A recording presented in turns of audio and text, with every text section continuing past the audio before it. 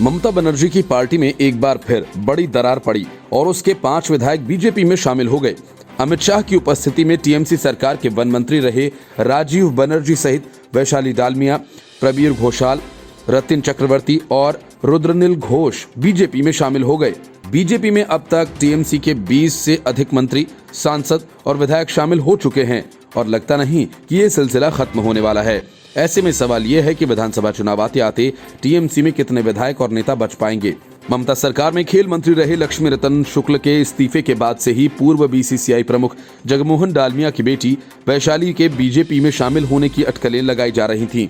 वो बीसीसीआई अध्यक्ष सौरव गांगुली की भी करीबी हैं। अमित शाह ने कहा कि इन 5 नेताओं के पार्टी में आने से सोनार बांग्ला के अभियान को मजबूती मिलेगी। राजीव बनर्जी अन्य असंतुष्ट नेताओं के साथ दिल्ली पहुंचे थे। असल में अमित शाह को शनिवार को पश्चिम बंगाल के लिए निकलना था और हावड़ा में उनका भाषण भी होना था, लेकिन इजरायली दूतावास के पास हुए बम विस्फोट की वजह से उन्हें अपनी योजना स्थगित करनी पड़ी और वो देर रात तक बैठकों में व्यस्त रहे। अब हावड़ा में मंच से केंद्रीय मंत्री स्मृति ईरानी संबोधन देंगी। सभी असंतुष्ट नेता स्पेशल प्लेन से दिल्ली पहुंचे थे। उनके साथ पूर्व विधायक पार्थ सारथी चट्टोपाध्याय भी थे। बीजेपी में शामिल होने वाले रुद्रनील घोष अभिनेता हैं। इन सभी के साथ बीजेपी अध्यक्ष मुकुल रॉय और पश्चिम बंगाल के बीजेपी के प्रभारी कैलाश विजयवर्गीय भी थे। विजयवर्गीय ने कहा कि लोगों को अब एहसास होने लगा है कि पश्चिम बंगाल का विकास सिर्फ बीजेपी ही कर सकती है। उन्होंने कहा कि बंगाल के लोग जान गए हैं कि इतने वर्षों तक टीएमसी ने उन्हें सिर्फ ठगा है। पीएम मोदी के नेतृत्व में बीजेपी वहां सरकार बनाएगी और सोनार बांग्ला बनेगा।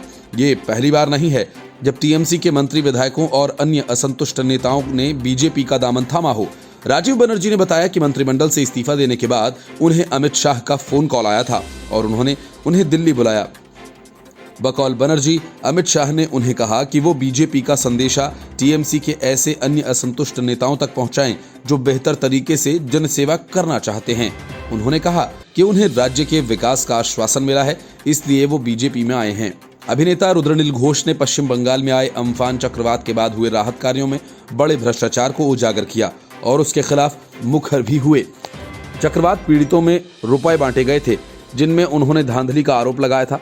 उन्होंने कहा कि वो राज्य के भविष्य के लिए एक बेहतर किरदार निभाना चाहते हैं। वहीं प्रबीर घोषाल इससे नाराज थे कि उनके क्षेत्र में एक सड़क की मरम्मत कार्य में पार्टी का धड़ा बाधा बन रहा था। इससे पहले टीएमसी सुप्रीमो और पश्चिम बंगाल की मुख्यमंत्री ममता बनर्जी को संबोधित इस्तीफे का पत्र लिखते हुए राजीव ने कहा कि मैं अखिल भारतीय तृणमूल कांग्रेस की सदस्यता के साथ साथ इससे जुड़े सभी पदों से तत्काल प्रभाव से इस्तीफा देता हूं।